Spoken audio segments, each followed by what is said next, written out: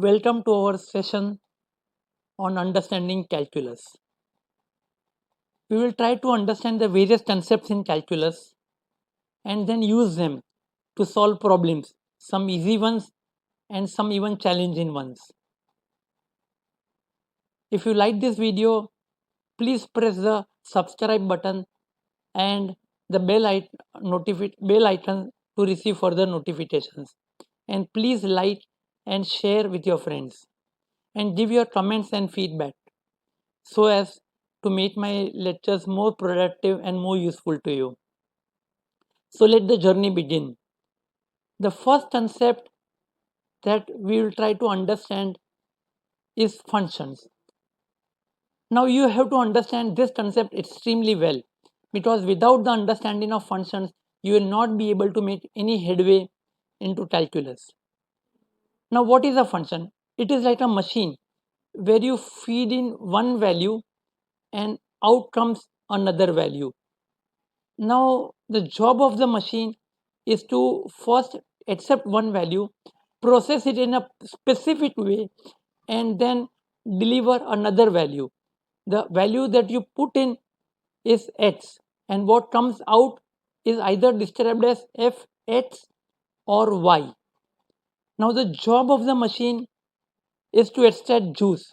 If you put in papaya, you get papaya juice. If you put in mango, you get mango juice. And if you put in sweet lime, you get sweet lime juice. What comes out will depend on what goes in.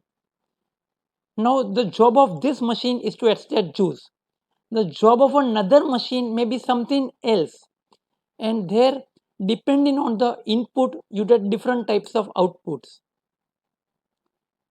Now for example, if you consider a function fx is equal to 2x plus 1, the job of this function or the machine is to double the input value and then add 1, and that will be your output value. So to find what is f1, f1 means the value of the function when the input is 1. So if you put in 1 in this function, it will become 3, whereas if you put in 4, it will become 9. There may be another function which is described as fx is equal to x square plus 4. Here the job of this machine is to square the input term and then add 4. So if the input is 1, the output will be 5, and if the input is 4, the output will become 20. Conventionally, x, y, z represent variables. Now variables are terms which can vary. You have the choice to choose them. As long as x is within the domain, I'll explain to you what is the domain. Domain is a interval from which you can choose x values. For example, if x is supposed to lie between 1 and 5, then you can choose any value between 1 and 5. You can choose 1.5, 2, you can choose 3, you can choose 3.1, 3.9, 4, but it should be less than 5.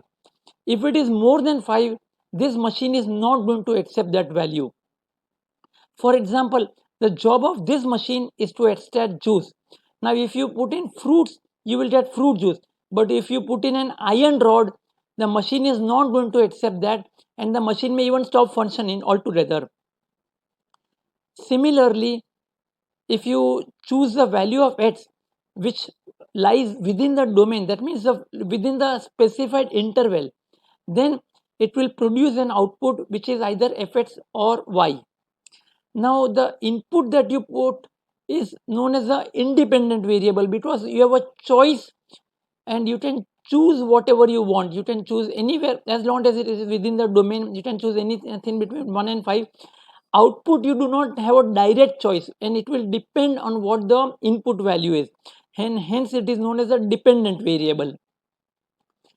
There are some expressions which are described as constant. Letters a, b, c, d usually represent constants. Now there may be an expression or a function which is written as, say, 2x plus a or 2x plus b. Now this a or b is a constant. Now this will remain constant for any value of x that you feed in. So the value of x can change, and hence it is known as a variable. but whereas the value of a or b will not change, and hence it is a constant. The value of a may be different in another function altogether, but for this particular function the value of a will remain same, though the value of x can keep on changing. These letters are known as arbitrary constants because it varies. It can vary from one function to another function, but within a function it remains constant. There is something like an absolute constant also, where you have, instead of letters you have numbers, like say 1 4. Now this 1 4, whether it is used in this function or another function, the value of 1 and 4 is going to, 1 or 4 is going to remain the same, and hence it is known as absolute constant. The arbitrary constant, it may vary from one function to another function, but within a function it remains the same, whereas a variable will change even within the particular function. That means as long as it is within the domain, you can choose 1, you can choose 4, and you can choose other values also in between. F, G, H usually represent functions. Then we talk of domain. Now what is a domain? Domain is a set of all numbers where the function is defined. Two important properties of domain you should definitely remember. One is each value in the domain produces an output. For example, if there are 10 values in the domain, then each of them has to produce an output. You cannot have 9 of them producing an output and one value does not produce any output at all. Each and every value in the domain has to produce an output, and the output is unique. For example, a specific value in the domain can produce only one output. It cannot produce two values of the output. You must have heard of relations like 1 1, many 1, or 1 many. Now 1 1 relation is where you have one value of x producing a specific value of y. In many 1, you can have many values of x producing one value of y. That is possible. You can have different values of x producing one y, but one value of x cannot produce many values of y. It cannot never be one many. Functions are often represented as graphs on xy axis. For every x, there is one and only one y, though there may be more values of x giving the same y. And for this, we do what is known as a vertical line test. Now, suppose if this is your x axis and this is your y axis and this is your graph. Now, if you draw a vertical line through any part of the graph, it will cut it only at one particular point. It will cut here or here or here. This is extremely important because one value of x can produce only one value of y. On the other hand, if you have, say, another graph, something of this type, which is the equation of a parabola, then you can have more than one value of x producing the same value of y. For example, this x will also produce this y and this x will also produce this y. So you can have many values of x producing one y, but one x cannot produce many y, and hence the vertical line test will always be true. Then we come to some other relations, like say circle, ellipse, or a parabola of the type y square is equal to 4ax. Now in a circle, a vertical line can cut at more than one place. It can cut in two places. Even in an ellipse, it can cut at two places. And similarly for a parabola, y square is equal to 4ax, it can cut at two places. Even if it cuts at two places, even at one particular level, then too it is not a function and it is just a relation. Often the domain is defined as a fixed interval. That means something, as I told you earlier, that the domain of x is say between 1 and 5. That means you can take values between 1 and 5. Anything outside this interval is not allowed. So you cannot take in 6, or you cannot take in 0, or you cannot take -1. If the interval is not specified, it is assumed to be R, or the set of all real values. The domain has to do two things over here. One is the value that you choose in has to come from an interval if it is specified. If it is not specified, then it can be any real value.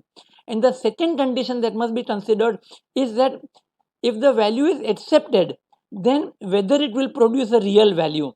For example, if you have a denominator like this, x minus 3. So if the function is 1 upon x minus 3, now this x can be anything like say 4, 5, 6, or even minus 1, minus 2, 3, minus 3, or even x is equal to 0. All this will produce a non-zero value in the denominator, and then the function can be defined. For example, if x is 4, then 1 upon 4 minus 3 will be 1 upon 1. If x is equal to 5, then it will become 1 upon 2. These are all real values, and hence the function is defined. But if x is equal to 3, then x minus 3 will be 0, and 1 upon 0 is not defined. You cannot take infinity as a value in the domain, because infinity is not a fixed value. It is just a concept of very high values, or if it is minus infinity, it could be very small values. But infinity is not a specific value, so it cannot be accepted as a value in the domain. Another thing that you must consider is root of x minus 7. So if it is under root, then the value has to be either 0 or more than 0. You cannot have a negative value under the root sign, because then it will not produce real values. So for this condition to be satisfied, x minus 7 has to be either more or equal to 0. So x has to be more than or equal to 7. So x can be 8, 9, 10, anything. X can even be 7, because even if it is x is 7, then under root of 0 can be defined, because root of 0 is 0. Then we take logarithms. If say there is a function log x to the base a, now a is a constant. Now this x has to be more than 0. If x is 0 or less than 0, then logarithm is not defined. So x has to be more than 0. It cannot be even equal to 0. Your x minus 7 can be equal to 0 or more than 0. Here it cannot be equal. It can be only more than 0. If there are more than 2 instances of the above, each instance should satisfy the domain restriction, and we take the intersection of the sets D1 and D2. D1 standing for the domain of the first part of the expression, and D2 standing for the second part of the expression. For example, if fx is equal to root of x minus 3 plus root of 7 minus x. Now for the first part, that is root of x minus 3, to be properly defined, x minus 3 has to be more than or equal to 0, and hence x has to be more than or equal to 3, or 3 should be less than or equal to x. For the second part to be defined, 7 minus x has to be more than or equal to 0. Equal to 0 is allowed. So 7 has to be more than x, or x has to be less than or equal to 7. Hence x can be anywhere from 3 to 7. 3 less than or equal to 7, which is less than or equal to 3 is less than or equal to x, and x is less than or equal to 7. So this is written this way: 3 less than or equal to x, x less than or equal to 7. That means all values from 3 to 7, inclusive of 3 and inclusive of 7. Then we talk about intervals. Now in intervals, the emphasis should be on the endpoints. Now first we talk of what is an open interval. Now when you write this way as a comma b, it means all values from a to b. Now if it is an open interval, you have what are known as these types of brackets, or round brackets, and your values between a and b are allowed, but a is not allowed and b is also not allowed. Then you have what is known as a closed interval. Here also it is a comma b, that means all values from a to b, but you have square brackets. This is the shape of the bracket. That means a to b all values are allowed, and including a also allowed and b also allowed. And you can have half open brackets, where one side is a round bracket and one side is a square bracket. So here you have all values from a to b, a not allowed but b allowed. Or you can have a square bracket on this side and round bracket on this side. So a to b all values including a and not including b. These half open brackets or half open intervals are also sometimes described as half closed or semi open or semi closed. They all mean the same thing: half open, half closed, semi open, semi closed. Infinite, sometimes these values may tend towards infinity. That means you can accept all values larger than a particular value, or on occasion all values smaller than a particular value. So if it is all values larger than a particular value, that means it tends to infinity. If it is smaller than a particular value, that means it tends to minus infinity. Now this minus infinity and infinity are not particular values, but they are just concepts, that it can be any large value, or if it is minus infinity, it is any small value. And since it is not a specific value, hence the bracket on the side of the infinity is always open. So you will always have an open bracket on the side of infinity. Occasionally there may be a few points which may be exceptions in the functions. For example, if there is a function defined as root of x minus 3 plus root of 7 minus x upon x minus 4 into x minus 5. As we saw, the numerator, the interval that will be defined will be 3 less than or equal to x less than or equal to 7. So x can be anywhere from 3 to 7, including 3, including 7, and all values in between. But in the denominator, if x is equal to 4, it will not be defined, because x minus 4 will become 0. And even if the denominator, if x is 5, then x minus 5 will become 0. So whether x is 4 or whether x is 5, one of these will become 0, and hence the entire denominator will become 0, and hence this function will not be defined. So for the entire function to be a real value, it can be any value between 3 and 7, inclusive of 3, inclusive of 7, but not 4 and not 5. So this is written as a closed interval between 3 and 7, all values between 3 and 7 inclusive,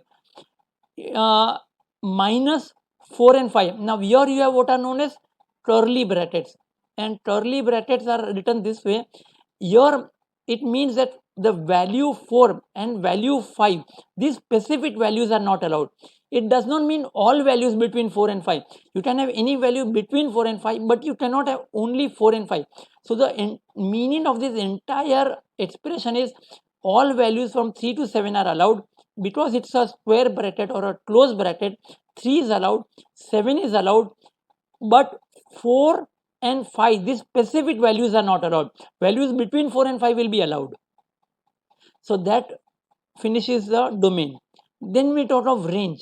Range means all possible outputs for a particular function, considering the domain as inputs. That means if you use all the values of the domain one after the other, and the entire set of values that you get as outputs, this particular set is known as a range. Now for example, if there is a function fx is equal to x square plus 1. Now since x is a real value, then x square will always be more than or equal to 0, and hence x square plus 1 will always be more than or equal to 1. Add in 1 on both the sides.